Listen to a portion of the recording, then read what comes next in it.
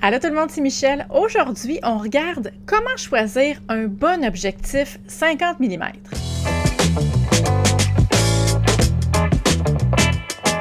Il y en a peut-être certains d'entre vous qui vont s'en rappeler. J'avais fait une vidéo qui s'appelait « Pourquoi avoir un objectif 50 mm f1.8 ». Ça a été un hit. C'est encore à ce jour un des vidéos les plus regardées sur ma chaîne. Puis là, je me suis dit, pourquoi les gens sont fascinés autant que ça par la 50 mm? Puis en fait, ça me surprend pas vraiment. J'ai commencé à faire de la photographie avec pratiquement un objectif qui était une 50 mm f1.8. Et quand est venu le temps d'upgrader mon équipement de photo, je me suis retrouvée à racheter d'autres objectifs 50 mm. Ce que je comprenais pas quand j'ai débuté à faire de la photographie, c'est mais pourquoi il y a autant d'écarts de prix entre différents objectifs qui sont tous des 50 mm. Puis ce que j'ai appris avec le temps, puis avec la pratique pour avoir mis la main sur différentes qualités d'objectifs 50 mm, c'est qu'il y a différents facteurs qui entrent en ligne de compte dans la valeur d'un objectif. Un des facteurs, c'est la qualité de la construction. Il y a des 50 mm, comme ce que moi-même j'avais utilisé quand j'ai débuté la photographie, très abordable, là, dans quelques centaines de dollars, mais quand on prenait dans nos mains, c'était très léger, c'est fait en plastique. La qualité d'optique est bonne, mais c'est pas la qualité de résolution à tout casser. Plus on augmente dans la qualité de construction, ce qu'il y a à l'intérieur, les verres, chaque objectif est composé de plusieurs verres, plus on augmente en qualité, bien plus la valeur de ces verres-là et des composantes de l'objectif augmente. L'autre facteur, c'est l'ouverture maximale. Et c'est là que ça s'en vient intéressant. 50 mm f1.8, c'est le standard. On peut tout faire avec ça. Des photos à l'intérieur, des photos à l'extérieur, du portrait, de l'architecture, du paysage. Mais pour ceux et celles qui veulent une qualité d'image exceptionnelle, qui veulent un maximum de lumière parce qu'ils sont peut-être confrontés à des conditions de lumière difficiles ou qui veulent avoir une très petite profondeur de champ. J'ai aussi fait une vidéo sur la profondeur de champ, ce qu'on appelle aussi le bokeh en photographie, qui est le flou d'avant-plan et d'arrière-plan. Ceux et celles qui adorent le flou dans leurs photos vont être prêts à investir une somme d'argent considérable pour aller chercher cette petite différence-là. Par là, ce que je veux dire, c'est que 50 mm, habituellement, c'est f1.8. Et quand on augmente de gamme, qu'on s'en va plus vers l'objectif très professionnel, il y a des 50 mm f1.4, puis il y a des 50 mm f1.2.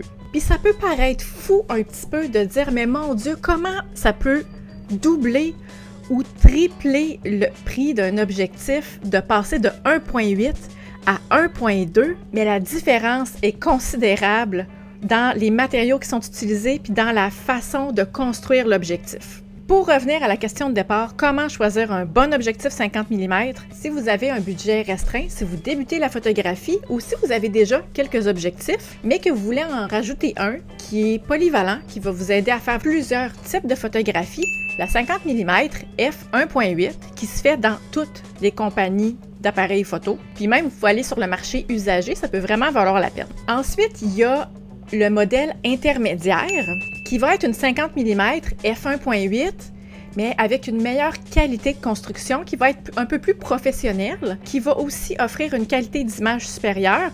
Mais ça, c'est pour ceux et celles qui ont un œil averti puis qui ont le souci vraiment du détail. Et pour ceux et celles qui veulent vraiment le top du top, ultra performant, souvent ces objectifs-là vont avoir des autofocus de la mort. Ben, vous avez les f1.4 et f1.2 qui là sont vraiment dans des chartes de prix niveau supérieur. Tout ça pour dire, laissez-vous pas impressionner par la variété de prix parce que chaque modèle, chaque compagnie offre souvent plusieurs options.